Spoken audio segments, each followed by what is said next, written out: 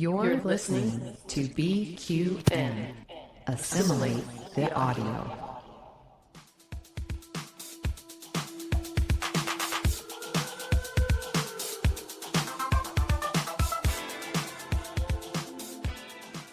Welcome, listeners, to 2025, a brand new year, and another episode of All Good Things, a Star Trek Universe podcast here on BQN and the Fandom Podcast Network. I am your host, Amy, and we've got a full house today to launch 2025, and that is Kristin, Christos, and Kelvin. Well, let's go around. We had a week off for the holiday. Kelvin, my dear, how are you doing? Happy New Year, Amy. Happy New Year, everybody. I am good. I'm a little hungover, if I'm being completely honest with you today. I'm also as well suffering really badly with muscle soreness from the gym. So I'm doubly damaged today, but I'm determined to have a really great show. And it's so nice to see you guys. It's that time of year where we spend all our time running across the world to see our family members for the holidays, and I'm just delighted that this is my little time with my Star Trek family over the holiday period. So lovely to see you all. Yes. Oh, I feel your pain. I also am feeling it in my legs. I went ice skating, and you use muscles that are not normal. Engage the core. Yeah. So I went to the gym the day after, and I was like, oh my gosh, this is killing me. So yes. Well, Christos, how are you doing? I've been very busy. Christmas was like on a Wednesday this year. And so my company only technically closed for a day and a half. And I let all of my team take PTO. So I've been kind of manning the ship, so to speak. So it's been a little busy trying to handle all the holiday festivities while still kind of keeping things moving at the office. But I also just started with a personal trainer last week, and he's kicking my butt. But I just taught him on Friday what engage the core means and what the reference was. So very good. But so I'm feeling that. But I'm enjoying getting back to the gym. Yes. And Kristin, my dear, how have you been? I have been good. Excited for 2025. This is the year of the snake, which is an inherently lucky year and should bring a lot of prosperity to everybody. So, I always enjoy a fresh start. I can't say that 2024 was a particularly bad year for me. I know a lot of people said it threw them through the ringer. So I am grateful that for me, it was an okay year, all things considered. So no major complaints, but 2025 bringing in that new light and that new opportunity is exciting. Yes. And also, is there no one out there who's made Trek-based gym gear that says engage that core and has like Picard pointing? I mean, it seems like a missed opportunity. Or ransom. Yeah. Did you finish Lower Decks? No. Okay. That's what you're missing. Am I making a fool of myself again? No. I thought I was going to have so much time, spare time being off over the holiday. And no, I did not have the time off that I thought I was going to. It was actually quite chaotic. So here we are. When you know, you'll know. Yes. I'm still a Lower Decks final season virgin. And I am excited to watch it for the first time and still be able to experience that newness. But I need to get on that, y'all. It's really good. You're not going to regret it. Yeah. I've been hearing that people are even more mad about the cancellation because of the quality of the final season. So, but yes, I am bad Star Trek fan. Bad. Well, I finally did get around to watching the final episode of The Ready Room, and I want to ask you, do you think that it really is the final episode? They're not going to do it for our Strange New World season? So it's amazing to me, as this has been a thing, how many people have spoken up to say they don't watch it.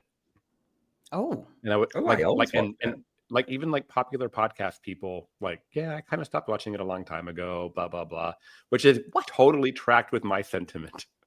yeah. So maybe they Huh. know that, and the numbers just weren't there. You know, a little trivia. I'm not sure if we heard it here, but did you know they recorded Ready Room for the entire season 2 of Prodigy, but because it got canceled and moved, they've never seen the light of day. Oh, I hope those come Ooh. out on a special release of digital media somehow. Yeah. Come on, DVD. Yeah. Yeah. Wow. Hey, I would like to have us do our little great joy and gratitude to start the year off right. With joy and gratitude. So I would just like to thank all of the amazing listeners who decide and choose to listen to us each and every week. Really means a lot to us. As I look at our little community that we have here on BQN and those who follow us on social media, again, download or watch the view screen or any of our productions here on BQN, I am so grateful that you are there. And so thank you so much. All right. Who would like to go next? I don't want to Are follow you? that. I because- know. No, I we're was like, No. Amy, you've been Love so it. gracious. grown I up was and thinking, serious. Yeah, what was my favorite Star Trek Christmas present? Go really heavy on the merchandise. So yeah, I may as well just do that. That came fresh to mind. So James bought me a lovely, nice beanie hat, and I've got a new collection of exercise books for starting back work. I've got a captain's log, a chief engineer's log, and Christos, you'll love this, a chief medical officer's log. So to make all my little Nice. notes, little command colours, division colour exercise books there. It doesn't really work for audio recording. Sorry, listeners. Flash them on screen. That's wonderful. Oh, I love that. Christos? Well, let's see. I will say, first off, I'm very thankful for all my friends, both my Trek friends, my not so Trek friends.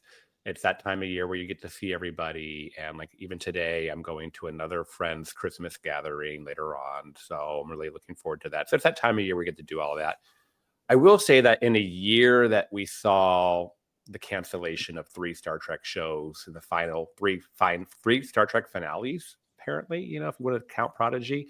I'm going to say I'm thankful for the actual 940 some episodes technically that we have to go watch at any given time, and look at that as a positive thing. And there's more coming. So Yeah. Oh, love that. Kristin, what is your great joy and gratitude? My great joy and gratitude is all of you. I mean, it's such a joy to come on every week in my chaotic, just rolled out of bed self, because I am not a morning person, and just get to come and just bask in your just beautiful aura. So it's just that's my great joy and gratitude every single week. And starting 2025 off like this is couldn't have asked for anything better. My great joy and gratitude is this was the first Christmas in my life where I did not spend it in the same city as my parents. They moved away earlier this year, and so it was actually just Justin and I for sort of Christmas morning. And because we're not doing the cruise, we went out a little bit on gifts, and so we had a cute little sitting by the tree unwrapping presents with each other, very vintage Christmas with cute movie on. But his one gift to me was going to a drag queen Christmas. They did a stop in our town. We did a meet and greet where I got to meet there was 10 queens all together, including Shea Coulee, Trinity the Talk. It was a good cast. And he came and he got the picture with me. And then we went out and did karaoke at the local gay bar afterwards. It was a really, really wonderful way to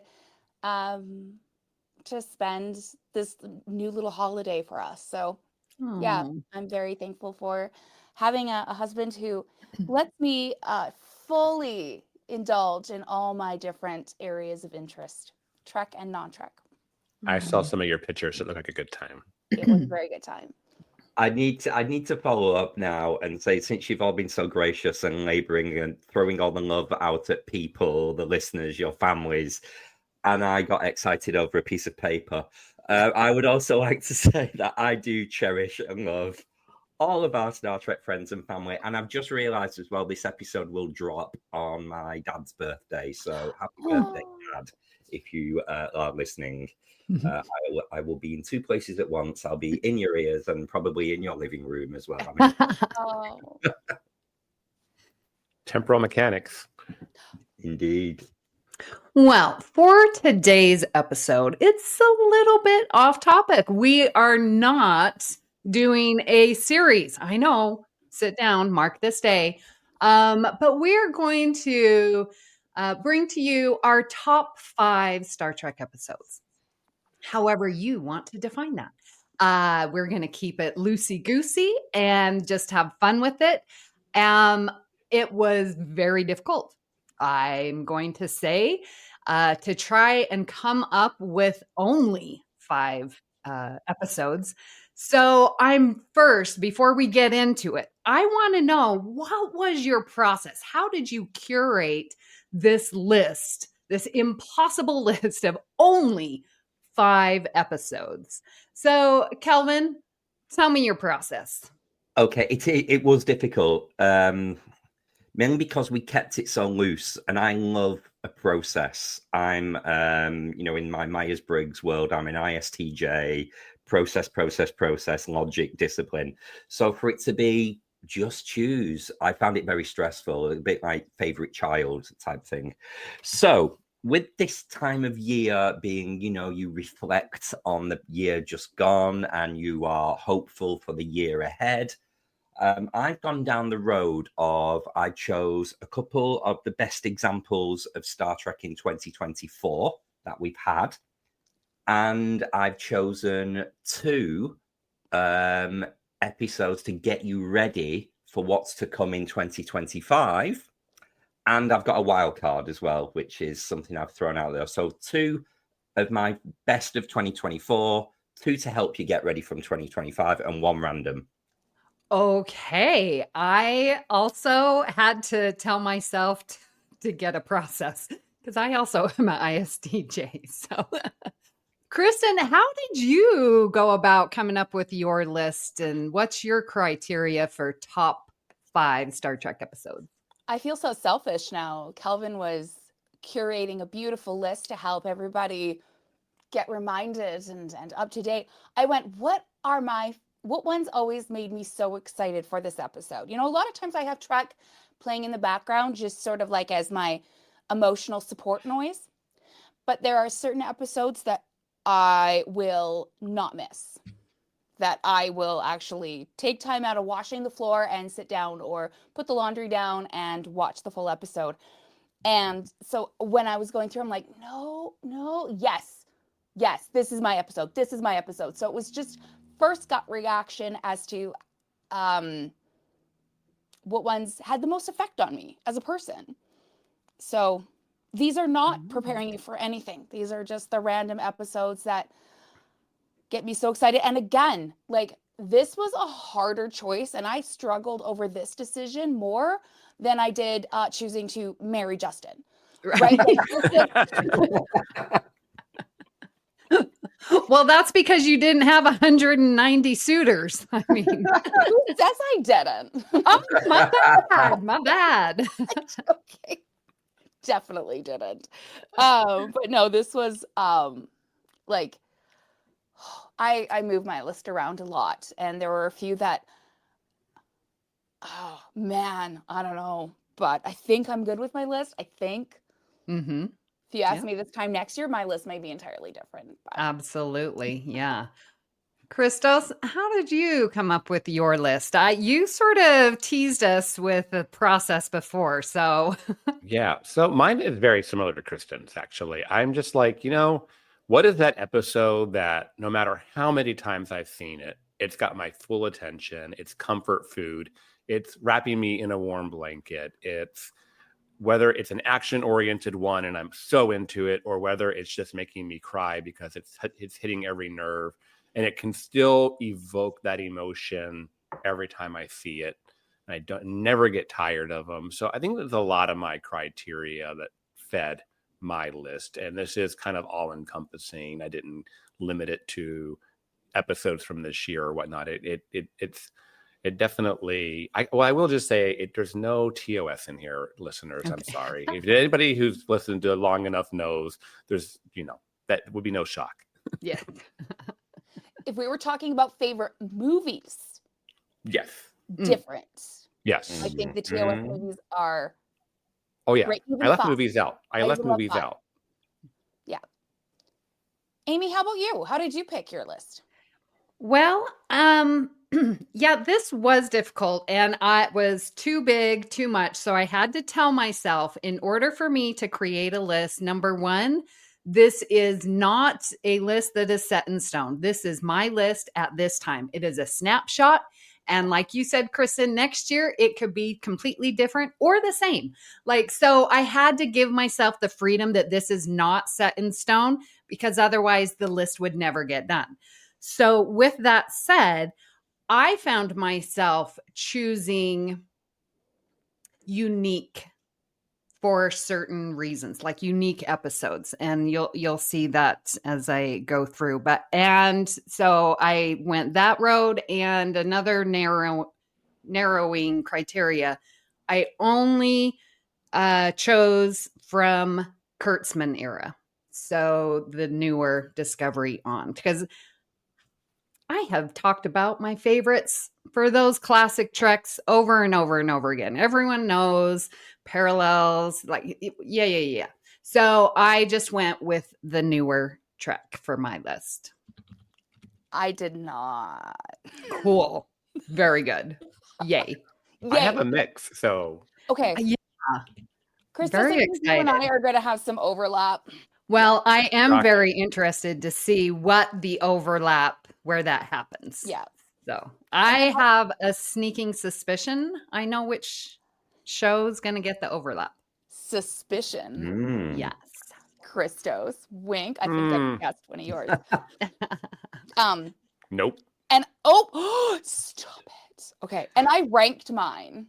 So I'm going from 5 to 1 for me. I did too. So maybe I'll just do that as well as we go. I'll be going 5 to 1 as we go for me. Okay. Mine is in no particular order, but let's start with round 1. Kelvin, you are going to go first. Hit us with your first episode. Okay. So starting with the first of my 2 of the best of 2024. And I don't know how to deliver this because clearly now Kristin's not seen it. Oh, just go. But I'm going to go there. Sorry, Kristin. Nope. I'm going for Lower Decks, season 5, episode 9, Fissure Quest. Oh. And it is the penultimate episode with all of the cameos, with the Bashir, the Garrick, the T'Pol. Sorry, Kristin. It was so unexpected, so well kept a secret, so joyous to watch, done in a way that people who are not into the idea of Garrick and Bashir being a couple, they can explain it as a different quantum reality, or the people who are wanting it have just been given everything they wanted for Christmas. For me personally, having Jolene come back was in my kind of top 3 things ever for Star Trek, because she's so famously checked out.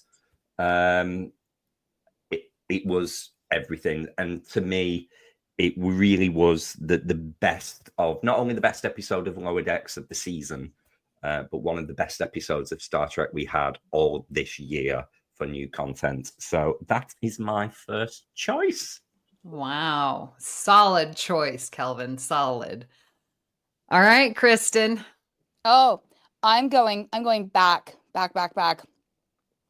to episode 15 of season 7 of Star Trek Voyager, The Void. Oh.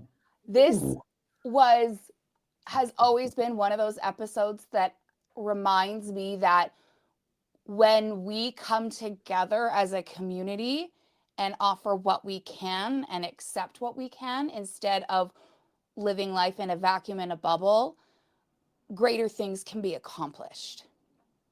Right? This is the episode where they get sucked into that void, and the only way to survive is by bringing the technology together, working as a team, working as a real strong community to solve a problem. And instead of consistently fighting with each other and trying to one up the other person, it is about bringing our best to the table and receiving the best of another, and seeing how that just makes us stronger. And as somebody who always has believed that capitalism and the socio-political climate that we live in brings out the worst in us, this episode always showed me what we can do and where the best is. So that is where The Void came for me. Wow. Star Trek philosophy to the core. There will be a theme in my list. Okay. Oh. Nice. All right, Christos. Okay, so this is number 5 for me, counting down, and this is also probably my only gratuitous type episode, and it's a two-parter depending on where you watch it, but it's DS9 season 4, Way of the Warrior. Just love this episode, movie, whatever you want to call it. I feel like even though DS9 was good, this episode put so much more energy into the show. And for me, it's a callback to, I'm going to give a little bonus in here. One of my other favorites did not make this list, which is Redemptions Part 1 and 2 from TNG. For me, it's kind of continuing that whole Klingon storyline and bringing it to DS9 and bringing Klingons to DS9, basically. And, Worf joins the show and the things are heating up, the Klingons and the Kidamore. It's just, there's so much that happens in that episode. And we see the big upgrades to the station and all the firepower it has. It's just, you see Dax fighting with a bat lift and ops. It's just there's so much going on. So Cisco anyway. Skinhead. Yes. Let's go. Kind of gets a little bit of a refresh in this episode. So, yeah, I mean, DS9's good, but this is where it really gets good. So, Way of the Warrior. All right, Very Amy. How good. about What about you, Amy? All right.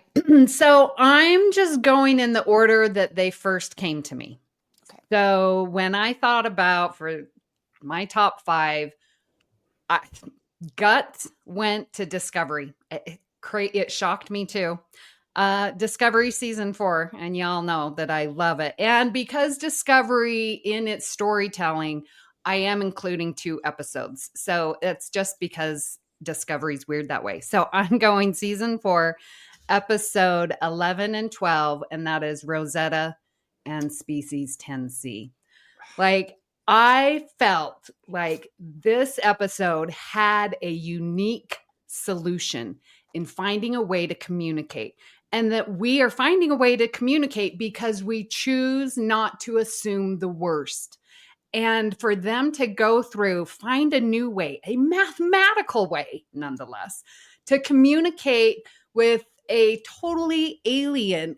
We can do that in our lives if we just think, how can I change the way I'm communicating? Because if I'm communicating and you're not understanding me, I'm not doing a good job communicating. That's the lesson. Oh, so I love that unique solution in the Discovery season 4. Oh, good.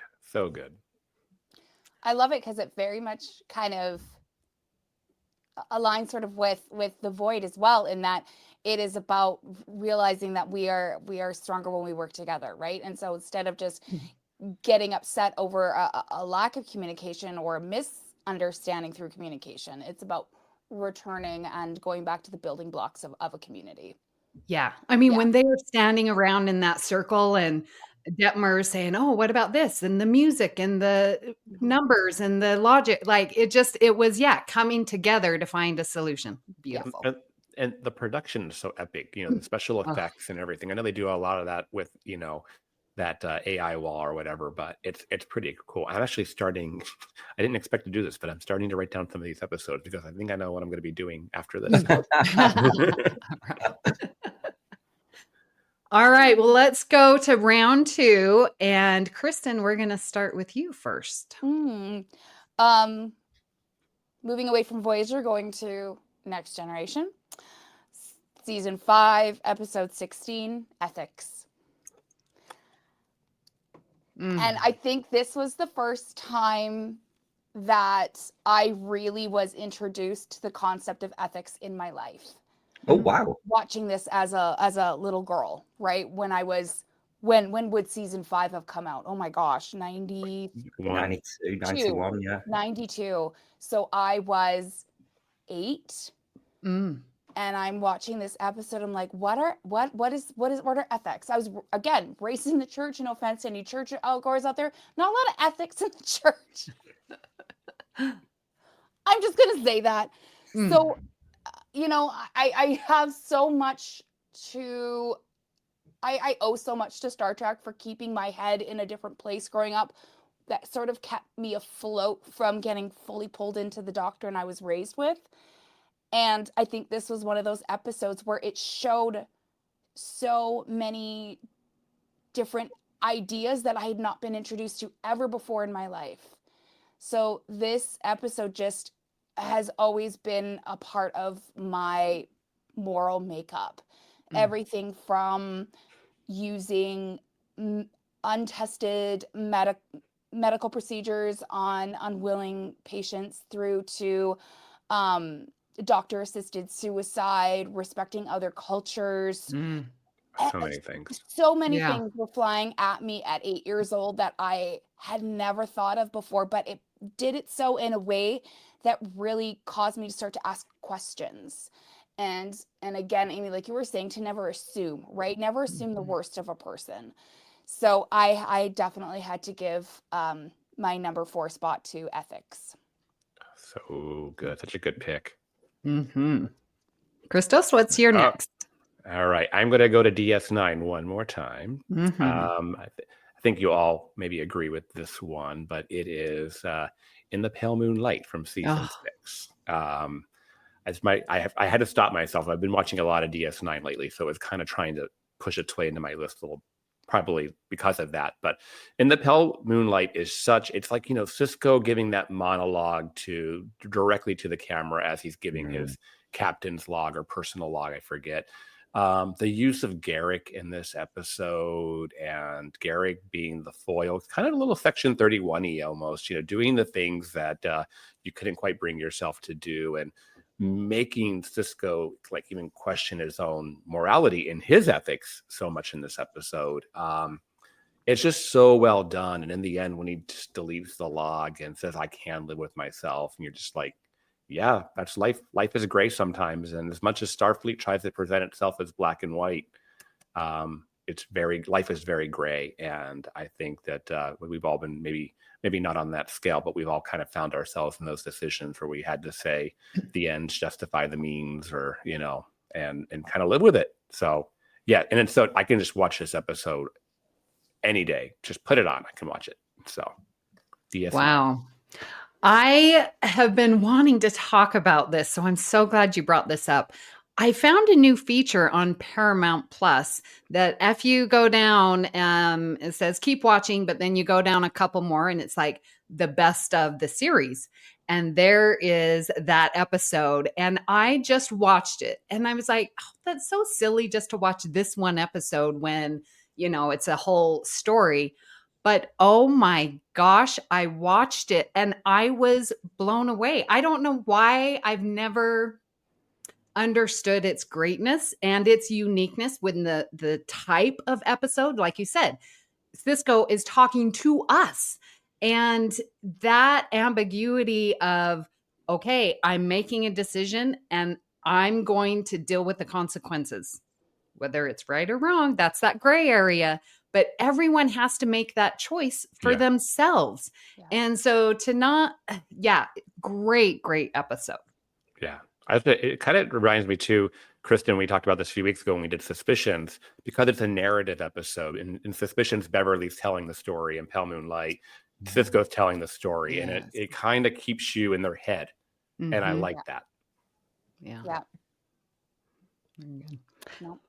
Well, my second episode that I would like to highlight is one that, again, I found was just a unique creative use of a trope that has gone around forever, and that is time.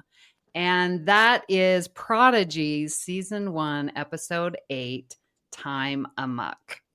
And I've seen time episodes, like it slows down, it speeds up, you're in a different timeline. But this, to have each character go through time at a different rate, it just was so unique. It stood out to me. And each one, again, going back to this building and working together, each character within their time frame had a certain part, so that when we got to the very end, it all worked together. So they were working together not only because they trusted each other in their friendship, but the time lapse that they were experiencing was to make the engine or something like that. But I loved it. It was just so unique. It stands out to me as one of my favorite of Prodigy. Excellent choice. We talk about Star Trek and the messages that it gives us, and with Prodigy, it's even so more important because it's messages to children and to young minds. So that teamwork message that we get in The Void, as you've just said, Kristin, about teaching us morality and even political structures, but to actually give that message directly to children, to say, if you work together, you can achieve, it does make that episode so good. Yeah. All right, Kelvin, your second pick. Okay, so finishing off my best of 2024, I'm also going with Prodigy. And I am going to Prodigy season 2. And again, I have cheated because this is a 2-parter. It's the Devourer of all things. And if we're not as clued up on our episode titles in New Trek as we are with old, it's the Wesley Crusher episodes. Oh. So, and I've not just done it because here's another, callback and bringing in the legacy cast, which certainly was why I went for the first Lower Decks choice. This is just a really good episode. That was a great story. It actually reminded me a little of anyone who reads the book series when they wrapped up the kind of the book timeline because of the new Star Trek coming out for Picard. They did a three series called Coda, and it involved the Davidians basically erasing timelines. And basically all of the timeline of the book series gets erased. Sorry, spoiler. But this is very much what those aliens were doing and chasing Wesley as the traveler, and he was trying to kind of protect the kids and protect the timeline. It was just a really, really good story. And I remember me and James sitting watching it thinking, and they're going to cancel this series. This is unbelievably high quality. Mm-hmm. This is not Star Trek for children. This is just great Star Trek, regardless of whether you've got Janeway being amazing, Wesley Crusher coming back, cameos from Beverly Crusher. It's just really good. And, I could have easily just said all of the season 2. But that particular 2-parter about midway through season 2 really stood out as being top quality Star Trek. Hence me saying it's the best of 2024. Kelvin, I think, not to get all tinfoil hatty, but is that why Prodigy was canceled and why the networks didn't want to see it? Was because it was such a strong concept of morality that is being aimed at kids, that maybe, do we just want media for children to be simple and just full of void of any actual content and just colors and noises to keep people distracted and keep kids distracted, and thereby ensuring that parents can instill their own and not allow kids to have the ability to start developing their critical thinking. Does that sound? Wow, that's a little conspiracy theory. Isn't it though? Because when I think about the track I watched at that age, again, it was Next Generation. And like I just talked about, it introduced me to so many things as a child. But I got 7 full seasons of that, of being introduced to new concepts, new ideas that I never would have been introduced to in my home life. But that also caused me to break away from what the rest of my family believes. So is this a way of ensuring that that doesn't happen to the next generation of kids? Listeners, what do you think? I don't know if there's causation, but I think that we are going to feel the effects. I think so. In general. Yeah. It's taking the ability to think critically is part of Trek's major threads, right? Like that's woven into almost every episode, especially the ones we're talking about. It is all about this critical thinking, and I just find that a lot of shows that are aimed at kids have nothing to do with that now. So anyway. Well, let's move to our next pick. And this is round 3. And I'm sorry, but I'm surprised there has not been any duplicates. I'm just saying. Well, we've only picked 8 episodes. So I don't know. That's okay. Let's keep on going with the streak. I doubt we're going to make it all the way through. I'm just predicting. And I don't have any inside information there. But so my number 3 pick, which is a number 3 pick for me, the way I arranged mine, comes from Star Trek Picard season 3, episode 4, No Win Scenario. And I feel like that is not just, obviously it's for me the strongest episode of that season, but it's also so good that it's hitting my top 5. It is Star Trek to its core for me. First off, it does kind of wrap up a 4-episode arc, if you want to say that, for Picard. But you have so many things happening. This episode starts off in such a dark place, hence the name of the episode, No Win Scenario. And you see that trope, no win scenario, in a couple of different ways, not just the fact that the Titans all beat up and Picard and Riker have had words and they all think they're on the verge of dying. You have that crazy scene in the holodeck between why is going to go for my Shaw and Picard and Jack Crusher there, and you hear about the Wolf 359 and all of that no win scenario there. And then you have the aliens kind of going on there, and you get Beverly Crusher kind of figuring out that they're in the womb. And then at the end of the episode, everyone, Riker and Picard and Beverly and all of them, kind of come together. Shaw and 7 of 9 have a part to play in the end of this episode, and everyone works together to escape the Shrike, but at the same time, to quote Beverly Crusher, to seek out new life. You get that meaning of Star Trek. You have that kind of a pause from what's really happening in the story, just to stop and bask in the mission, which is, seeking out new lives and new civilizations. And, and it's very rare that, we let Beverly Crusher actually have one of the epic lines that tie it back to the ethos of what Star Trek is. So got to throw that in there too.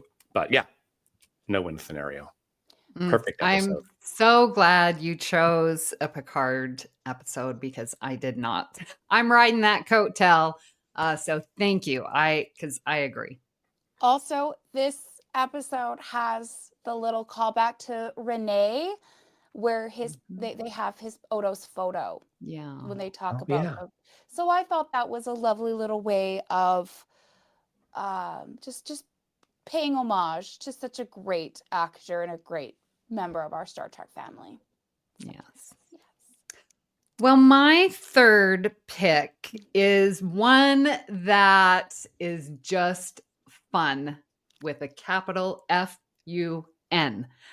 It is one that I can just watch over and over. And I did watch over and over when it came out. This is a Strange New World Season 1 episode.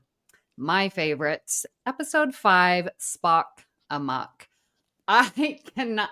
And notice my last pick was Time Amok. So I just got that. yeah, this one is just so much fun. I love the switching. I love this is where I fell in love with Ethan Peck's Spock. Because it was still Zachary Quinto. So this one sort of bumped Zachary Quinto out. It's just, I can't even describe it. It makes me laugh. I get so much joy. It is fun all the way around. So it is my third choice. Brilliant. That's my favorite season 1 episode as well. Yeah. Well, Kelvin, what's your third pick? Okay, so I am changing direction now. So the next 2 choices from me are all about getting ready for 2025. So what new Trek do we have in 2025? Clearly, in the next week or so, we have Section 31 starting. Starting and finishing. It's a movie. So I have chosen Discovery Terra Firma, which is the Giorgio departing the show, take us through to Section 31. Clearly, I don't think there's a huge amount of relevance of necessarily this episode to Section 31, although you do see, I think there's going to be parts of Section 31 dealing with the Empress either in the mirror universe or through memories, as a younger person. So maybe that's a tie. But I chose it because it's also just a really good 2-parter episode. I cheated again. Sorry, I went for another 2-parter. I'm being very greedy. And I remember when we covered this episode on All Good Things a few months ago, that it was just really well produced. There was some great storytelling, some great visuals. It brought back characters like Ariam, and Landry, who we'd not seen for a while since they died. There's also the connection with the Kelvin universe time soldier, the Yor, who we saw most recently in the little fanpic from the Roddenberry Foundation. So that's kept it kind of current as well, that episode. Who took Kirk over to see Spock. So yeah, that is our getting ready for Section 31, Discovery Terra Firma. I think it's very getting ready, and I do hope that there's some mention that, as Giorgio jumped into the Guardian of Forever, and that's the last time we saw her, there's a little bit of explanation as to what happened and, where she landed, or how she landed, or whatever. I know they're trying to set the Section 31 as its own thing, and they want to bring new fans in with it. But I think they do need, for canon's sake, to kind of they need to tie it up a little bit. So. Great pick. And there was some good fight scenes in that 2-parter too, like very well choreographed. Yeah, good. Well, my third is one that I can never seem to pronounce. And it is a Strange New Worlds episode, and it is Ad Astra per Aspera. It's coming in at number 3 for me.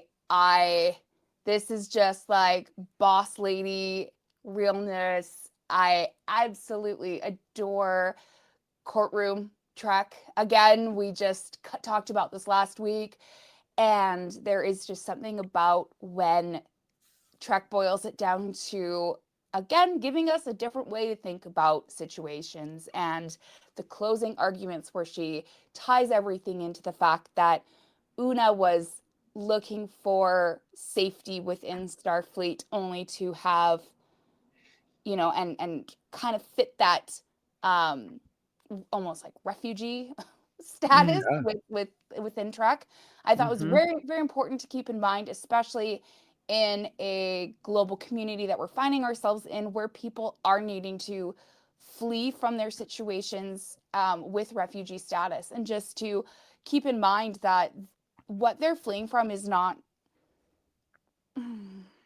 are not simple situations. You know, this is a life or death situation for some folks coming to find solace in Canada, the United States, the UK, and how we need to look at them differently and not demonize them. They're not the ones who are doing the wrong here. They are the victims. And so just, I think that's a very important concept to keep in mind as we move through life. So again, so good. The morality of Trek. Yes. What's your religion? Star Trek. Nice. Well, I know it wasn't the order of things, but for the sake of time, this is my round 2 pick. So I will just pile on for you and kind of speed us up along there. But everything you just said, and if you want to hear more on that, go see our Courtroom series part 1 to get all my thoughts on that episode. It's perfect Trek. Yeah, it is perfect Trek. Yay, our first duplicate. You said that, Chris, and I was like, oh my, I'm sure Christos has that on his list. You would make me a big liar. I always call it like my top 5 Trek. You know what I mean? Like it's top 5 Trek. So you know it was coming at some point if you listen and pay attention. All right. So for my 4th pick, I am going to cheat and put in 2 episodes because I literally cannot make a choice because I like them for the same unique reason. This brought to us a unique type of episode that I've never seen before in Star Trek. And that is Strange New Worlds, season 2. And I just have to go with, that would be episode 7, These Old Scientists, and 9, Subspace Rhapsody. I can't choose. So it doesn't matter which one you put in there, but my words mean the same. The way it was so unique to have that type of episode in Star Trek. Like, I've never even imagined wanting a musical in Star Trek or to have a crossover between animation and live action. Like, mind blowing. I can't decide. They're both unique, super fun, love them, but I am gonna say Subspace Rhapsody because it has the companion soundtrack that I listen to nonstop.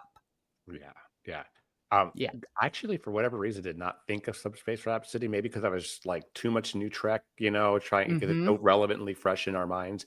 But I love that you picked it, Amy, because it is, and then talk about the marketing that comes with that, releasing the soundtrack the same day, releasing it on vinyl, having that unique cover art for it and the poster art. In fact, I bought an extra vinyl just so I could put it in one of those vinyl frames and throw it up on my wall and enjoy it. And so I love the pick, Amy. Nice. I remember when that episode dropped, I was actually on holiday in Sitges, like I always am. So I was in the Airbnb with my non-Star Trek friends, and so we had it on TV, and they just all kept like randomly walking into the room. Is this Star Trek? Why are they singing? What? And they were like strangely drawn to it and just stood there watching. I was like, I think I may have assimilated a few people here. Right. So yeah, I just found it very random that the most random episode of Star Trek landed whilst I was in Sitges with those people. I was going to add this to the list as a best of 2024 and then had to remind myself it was actually 2023. Right. So it's been a while. I think for me, Subspace Rhapsody redeemed musical episodes of shows, because the only other real musical episode I'd ever seen was the Grey's Anatomy one. And if anyone has ever seen the Grey's Anatomy musical episode, you'll know what I'm talking about, where I'm like, why? Just that was an unnecessary spin to try to get Sarah Ramirez's music career going. It was not good. No one needs to hear Owen Hunt sing Snow Patrol. It's not necessary. But These Old Scientists, I love the fact that it's just so like Tawny and Jack are really just Mariner and Boimler. Like, they're it's perfect. So Yeah. Yeah. All right, Kristin, what's your fourth pick? My fourth pick, it'll be a quick review because we just reviewed it last week, and that would be the Drumhead. So again, courtroom drama in the Star Trek universe. Again, the Drumhead, I think, is just an epitome of Trek writing. Like I said last week, or 2 weeks ago, it is the one that I always suggest to people who are wanting to get into the series because it pulls in from so many other aspects of the series for next gen, and it leads into and shows continuity between the seasons and everything. So, and over and above all that, it's just a great episode for morality and ethic reasons. So, yep. Great. So I thought we may have another duplicate here when I heard Kristin say, I'm going to Strange New Worlds and here's an episode I can't pronounce. So I have the same problem with this episode. In terms of getting ready for 2025, we've got the new season of Strange New Worlds coming. So we may as well start with episode 10 of season 2, the final episode. Hegemony. Hegemony, yeah. Go on, episode. So, I mean, it's been a while, hasn't it, between these two seasons? We're talking, 2023 into 2025. Have we got a date yet for Strange New Worlds season 3? No, there was a fake date going around, but it was fake. Yeah, they've not really told us when we're getting it yet. So it ends on a cliffhanger. What's going to happen? So, in order to get ready for season 3, episode 1, take yourself back and watch season 2, episode 10. It's the episode where the Cayuga is attacked when they're on the little nice little planet that looks like 50s Earth. And then Chapel is in the wreckage, and we have that great fight scene in the spacesuits with the Gorn. We see Scotty arrive to the crew, which is a brand new character played by an actual Scottish man. Yay! And it's one of those that, as I'm talking about it now, I want to go and watch this. I think I'm going to watch this evening after we're done recording. So yeah, my final getting ready for 2025 moment is Strange New Worlds Hegemony. I love the fact you brought this up because when I saw that Star Trek had named an episode after Hegemony, I was so excited because in university, I studied Antonio Gramsci a lot and the prison notebooks, and he's the one who coined the term hegemony. So it's a sociopolitical idea of how a ruling class maintains power over the subordinates, and they do it through a combination of consent and coercion. So when you step back and look at how we're in what we are in because of this hegemonic force that is being implemented by the ruling class through these two means. So if you're ever interested, the prison notebooks, he wrote it while in prison in a very clandestine way that he snuck his writings out of prison for his friends to publish. His concept of hegemony and, of course, counter-hegemonic discourse is very important to also look at, where it is what the class is doing to come out of this state. So the naming of this episode was very apt because, again, it shows how the Gorn are have mainly using coercion, not consent, to be this ruling class and this powerful force. But it's one of my favorite political ideas. Is the idea of hegemony? Yeah. It's got a little lesson here. Yeah, we did. Wow. Call out to my homie Gramsci. Nice. All right, we got some reading to do. Prisoner notebooks. All right. Well, Kelvin, we are at our top 5. Give us your final 5th pick. Okay, so I've done 2024, I've done 2025. I'm now on to my wild card. Mm-hmm. And I fear I may be disqualified, Amy, because I've not chosen an episode.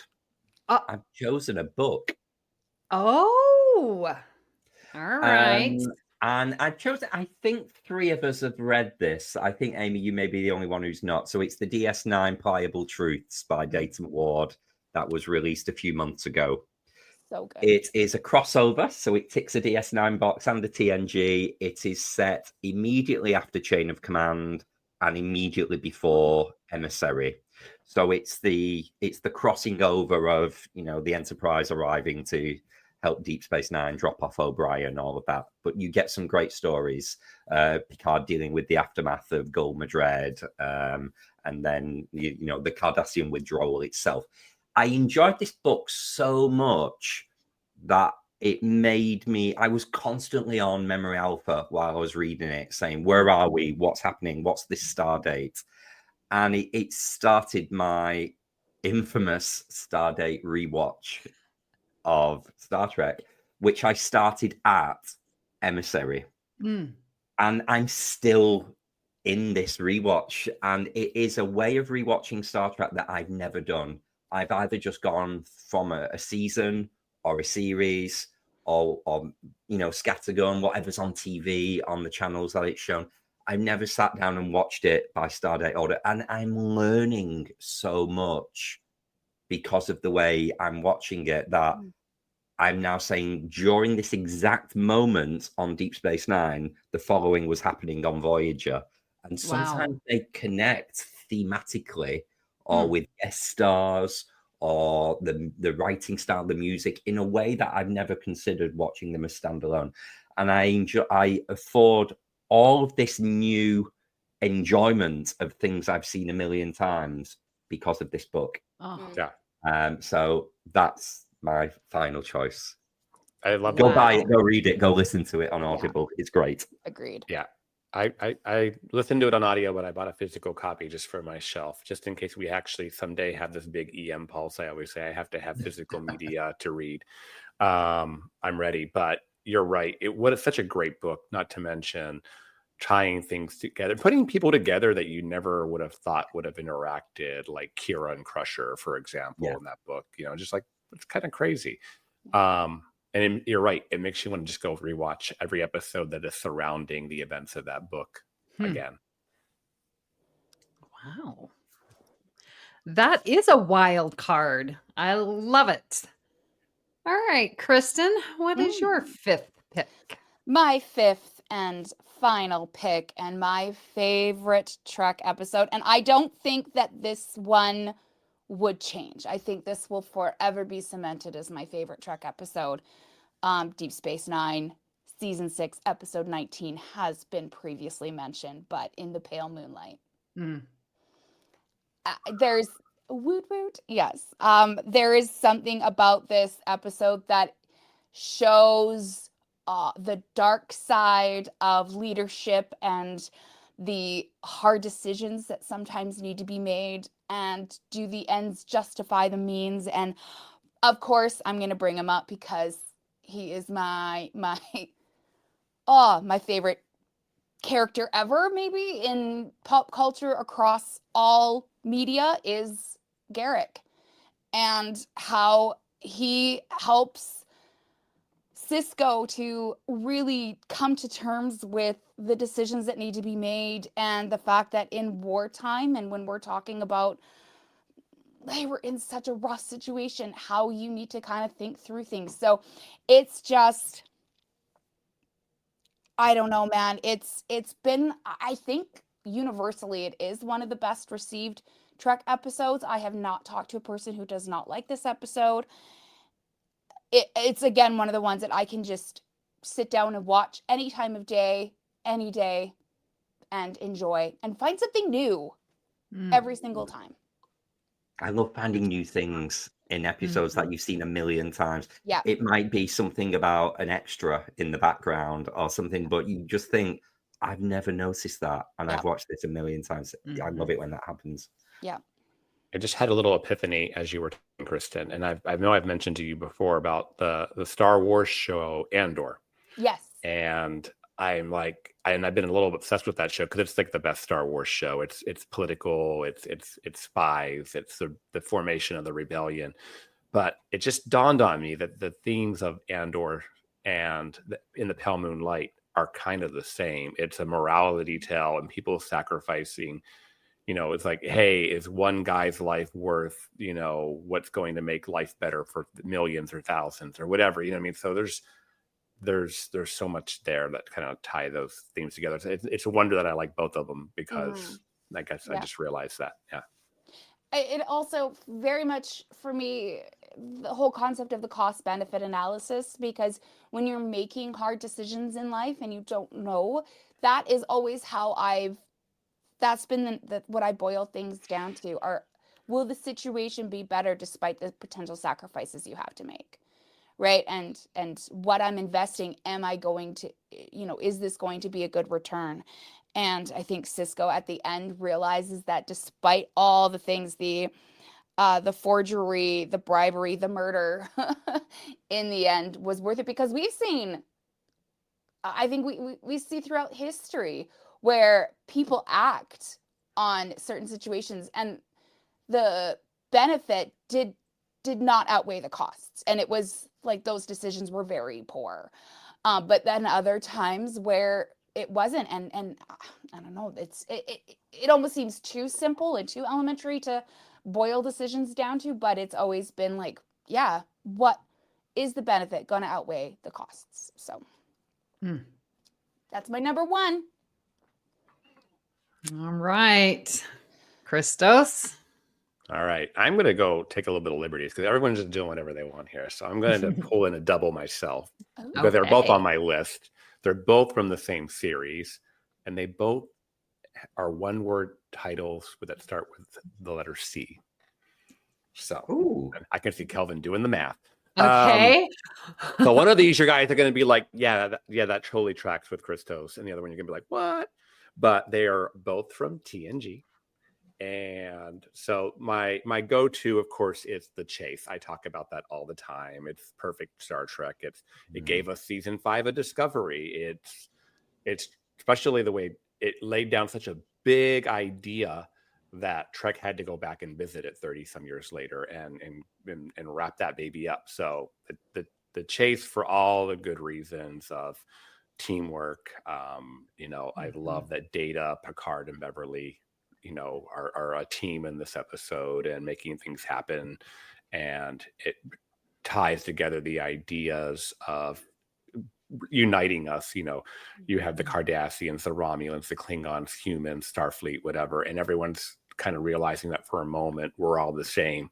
And it's a complete allegory or mirror for the human race and the fact that we're all global citizens, no matter if you're in Africa or North America or Asia, whatever, we are all human. Yep. So love that. And so my other one is going to be Conspiracy from season 1. And I've always loved that episode. It is a shining gem in a very rocky first season. And it's creepy. It's cool. There's a lot of firsts in that. And I just wonder, had they kind of kept that energy writing, what would the rest of TNG look like? It's really kind of got its own vibe per se. But I love Conspiracy. That you do. And you know what? I agree. I love Conspiracy. I remember, again, watching it as a kid, probably on a rerun because I would have been way too young to watch it when it first aired. But I always grew up loving like horror and sort of like the sci-fi thing. My dad let me watch Predator and all that way too early in my life, but it cemented that. So the gore in this episode, I lived for. I absolutely adored. And then I went to the Museum of Pop Culture in Seattle in October, and they had the actual little dude that, like the little jelly whatever, they had it on display. And I was so excited that they, of all of this donated, like legitimate, that was what was used in the filming.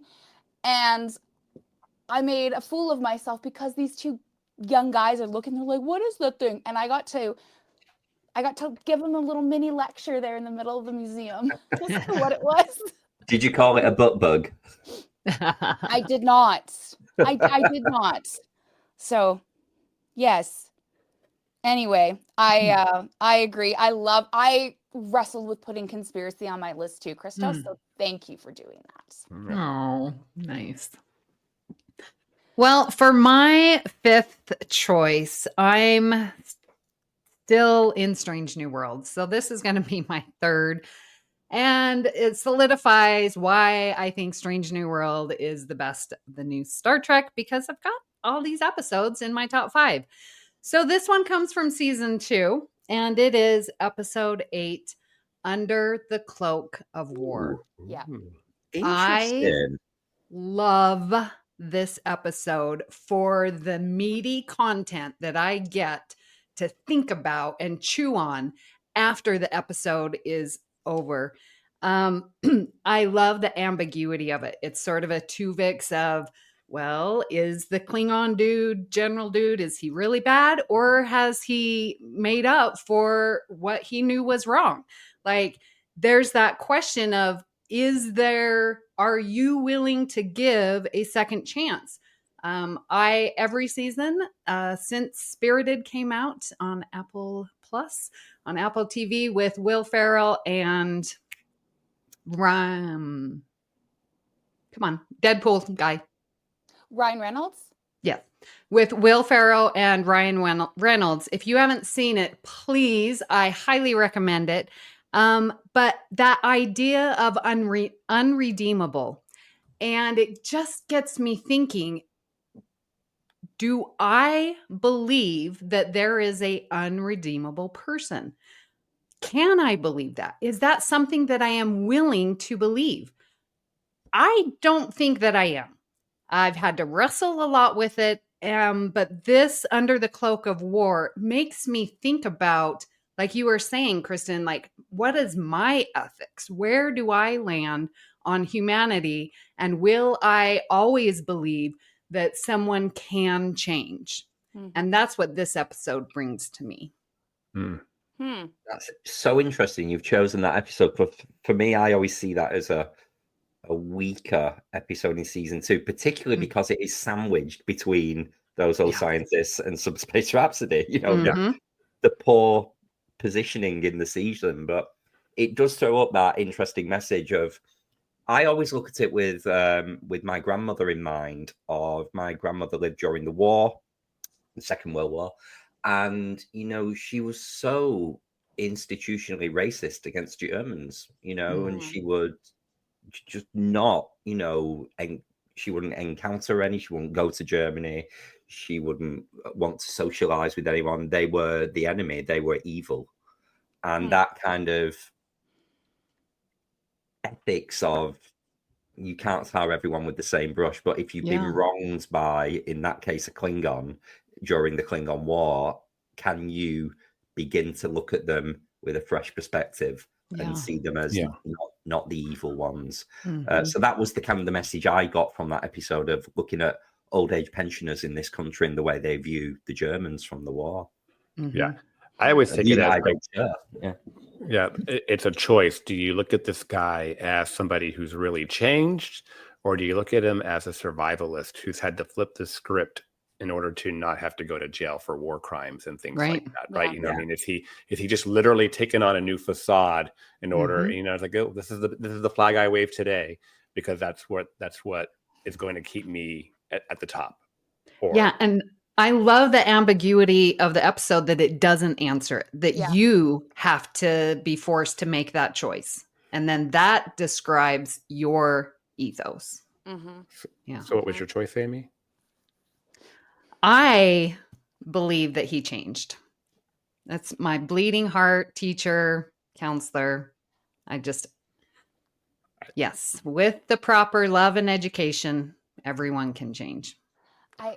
I love you so much for having that positive thing, but I'm just seeing some of the people who are coming to power in very strong countries right now, and I don't know if they would ever change. They're horrible people, and I just think that they're just always going to be. And you know what is they're corrupting force money, and you know, if we ever get to a society like Trek where money really isn't a big concern, will maybe that change? Because if their driving force isn't trying to accumulate, maybe there is that ability to redeem oneself. But I mean, I don't think I'm gonna name drop. I don't think Trump is a good person. I don't think he's ever been a good person, and I don't see one redeeming quality in that man. Amen, sister. He Well, could be visited by all the ghosts on Christmas Eve, and he will not change. so I'm going to definitely declare that Kristin is my sci-fi sister, because not only do I think, I think the guy from Amy's episode is an opportunist, but we also had 2 picks the same in our top 5. So, Oh yeah. Are we at kindred Astra Trek and Moonlight. spirits? Yes. Yeah. Should we get little sci-fi sister tattoos? Yeah. I have my sci-fi sister t-shirt. Shout out to another podcast. Yes. Warp Me. Oh. Yeah. Well, you guys, that was quite the exercise. What are your thoughts about these lists? Any aha moments? I'm fascinated by some of the choices that we've made. I always say, Christos, you and I think it would be quite boring if you and I did an episode of All Good Things, just the two of us, because we think so similarly for everything. We always agree with each other. We rarely have divergent views, which is what makes things interesting. So some of your choices, I was like, of course, he's chosen Astra first. Of course, the chase gets mentioned in there. But Amy, hearing you choose Under the Cloak of War, an episode that I don't particularly rank very highly, it's hearing that an episode resonates with you that doesn't resonate with me so much is the fascinating part of not only Star Trek, but podcasting with you guys as well, to find out what keeps us ticking. So I found this fascinating to get into the minds of people who I know and love so well, that you can surprise me. And Amy, your picks reminded me that I really need to go do a Strange New Worlds rewatch. Oh, Immediately. I agree that for me, out of all the new Trek, it is my favorite series. Yeah. We've chosen half of the season in all of this. We've done episode 2, 7, 8, 9, 10. Yeah. There we go. That's right. Well, yep. What great Trek that is, then, Yeah. New Trek, and it's getting, our, unanimous, because I would say there's at least the 3 episodes for me, those old scientists, Subspace, Rhapsody, and Ad Astra are of my favorite, top 20 probably, all in there. Great season. I was going to echo what Kelvin was saying there. It's I was thinking season 2, or even seasons 1 and 2 of Strange New Worlds. Throw out to season 4 of Discovery, Amy. I mean, you made me want to watch those episodes. I love season 4 of Disco. I know it gets some, flack, and in Kristin, kind of having that more traditionalist approach that I had. I like that we all kind of did this a little bit differently, and and even Kelvin pulling in a book. I liked today. Yeah, that was fun. But again, when you're talking about pulling from so much content, the fact that we were fairly easily able to whittle it down, I think is really cool. And I love Star Trek. I just it almost makes me well up with how, just talking about these, how much it affects who we are as humans, and affects our relationships and how we approach life, not just for the 4 of us, but for listeners and for people all across the world. This truly is such an amazing franchise. Yes, it has its blips here and there. What franchise doesn't? Hello, Clone Wars. So, there's just something that needs to be just celebrated about Trek en masse. So I'll throw out a final thought here for our listeners. Would you like to see this be a series where we pick a very more specific theme and, maybe listeners can pick, I don't know, give us some feedback. New series. Yes, bring it on. What shows are on BQN, you ask? Well, here's a rundown of some podcasts you might be interested in. All Good Things, a Star Trek Universe podcast covering all of Trek, hosted by Amy, Mark, Christos, Kelvin, and Kristin. Whether you've got Xbox or Nintendo, check out Bargain Bin Gamer, a YouTube show hosted by Davey, a self-proclaimed gamer who specializes in reviewing and showcasing affordable video games. 2 episodes enter the arena, 1 comes out victorious. Join hosts Joe and Kevin and a guest as they debate which should win the Batleth battle. Grab your popcorn as you listen to Cinema Z, a film discussion and review podcast showcasing films you probably missed but should definitely check out. Hosted by Mark and Matt. Don your apron for The Food Replicator, where Matthew eats and drinks his way through the Star Trek cocktail and 3 cookbooks. Beam Aboard Galaxy Class, a Star Trek Next Generation podcast covering all of TNG, hosted by Steven. In order to not repeat it, listen to History with the Szilagys, a snippet of historical events from around the world, hosted by Chrissy and Jason. For the newest Trek coverage, check out Infinite Diversity, hosted by Chrissy and Thad. Curl up with a good book and delve into beta canon with Peter, host of the online Trek Book Club on Twitter, and his new companion, Trek Book Club podcast. Test your Trek knowledge with Treksperts Quiz, a Star Trek quiz show hosted and written by Davey. Whether you're a member of Starfleet Federation or Planetary Union, go check out Union Federation, covering current Star Trek and the Orville, which we all know is really a Trek show, hosted by Kyle, Kevin, Amy, and Haley.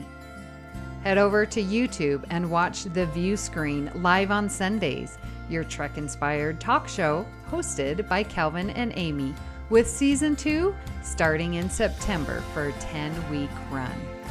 Spill the tea with Christos while he discusses current Trek news and events and explores the world of fandom via guest interviews, all with a LGBTQIA+ perspective on What's the Tea Bev. And for our Patreon members, we have the Hive Mind with monthly script readings, Let's Fly, a Discovery reaction show, It's Green, a cornucopia of topics, Amy's Math Moments, a quick look at math moments in Star Trek. We know you have a choice of podcasts to choose from, and we thank you for listening to BQN. Assimilate the audio. Kristin, what are we going to be talking about next week? I feel like it's a time warp here. Kristin, I feel like you might have introduced this once already. I did. And Welcome so, facts moment. With the week we took off for the holidays, we are next week 100% for sure going to be talking about The Visitor, which will be the alternate realities part 4. So next week will be Tony Todd, which means, oh no, I guess I have to watch The Visitor again. Oh, Yeah, I was darn. going to say that. I got to watch it one more time. We've got to the end of this episode as well without pointing out of the fact there'll be people listening thinking, have I missed an episode of All Good Things? Oh yeah, we should have thrown that We've at had the a week beginning. off. We didn't cover The Visitor. So yeah, rest assured, listeners, you've not missed anything. No. We've just been celebrating the holidays. Yeah, Yes. the honest to God truth is we were so busy we couldn't get the 4 of us in the same place to record the episode. Yeah. Truth be told. It's true. And sometimes it's about family and knowing how to prioritize things in life. And yeah, even though I think of all of you as family. Yeah, it's also been more about cheese and wine for me, so that hindered my recording ability as well. Well, we would love to hear what you thought of today's episode and hope you'll join our Facebook group, the BQN Collective, or on our Discord server to continue our discussion there. And listeners, we want to hear, what is your top 5? We had to go through this difficult task, so we are asking you, share with us your top 5. Now, you can find us on Bluesky at AllGoodPod, or you can follow the network on Instagram and Bluesky at the BQN Podcast. We've also partnered with our friends at the Fandom Podcast Network, where you can find this show by searching their master feed, and all those links can be found in our show notes. So, Kristin, where can people find you when you're not, and really, I don't know when you're not, beaming over how amazing Garrick is as a character? That is my lot in life, is just to sing Garrick's praises. You can find me on Instagram at kstrats, on Facebook under the BQN Network, and of course on Reddit at user Garrick's Fan Club. I'm actually in a convo right now with a bunch of, on my city's local Reddit, talking about Star Trek. Nice. So I'm very excited. I'm like, have I found some local Trekkies? Because there's Love not it. a lot. There's not a lot in the city. We're a tiny town. So anyway, I'm very excited for that. So yeah, reach out and let's talk about our top 5 Garrick episodes. Anyway, Christos, where can people find you when you're not avoiding the little conspiracy bugs from crawling in your neck? Swear to God, that's what I was going to use for Kelvin, so I'm going to have to think of something else, but okay. You can find me on Bluesky, for one. I am at 99 followers, so follow me, Greek Geek SD people. Let's get this followers up. I just followed Kristin on Reddit, so I have a little Reddit connection. I don't even know what my profile is there. You can find me on Instagram at Greek Geek SD and at What's the T-Bev, and in the BQN Collective on Facebook and in our Discord servers. If you really want to find me, there's a million ways, basically. So, Kelvin, where can people find you when you're not chasing down Norma Settee for good fashion advice? It was so funny. She came up as the character on Star Trek Timelines as well last week, immediately after we did the Drumhead on it. It was just, I love it when we have those coincidental moments in Star Trek. When I'm not raiding her wardrobe, I can be found on Instagram, and I'm still on Twitter. At Kelvin's Timeline, or you can find me in the BQN Collective Facebook group, where I post silly memes and comment on everyone else's. And Amy, where can people find you when you're not selecting 5 episodes of Strange New Worlds? That really was the task. So when I'm not doing that, you certainly can find me here on the network, where we are talking Union Federation, things of the Orville, and New Trek when it comes out. So our next project will be covering the Section 31 movie, and then we're going to launch into our character discussions of the Orville. Excited to be talking Orville. I am on Bluesky at the BQN Podcast, so I'm manning that there. And my favorite place, Discord and our Facebook group, BQN Collective. If you'd like to help us keep our shows coming to you each and every week, you can become a patron of the network on Patreon. For just $1 a month, you can join our Let's Fly reaction show, script readings, and enjoy our special patron-only shows of It's Green and Amy's Math Moments. Visit patreon.com/BQN to get all the details and watch your messages.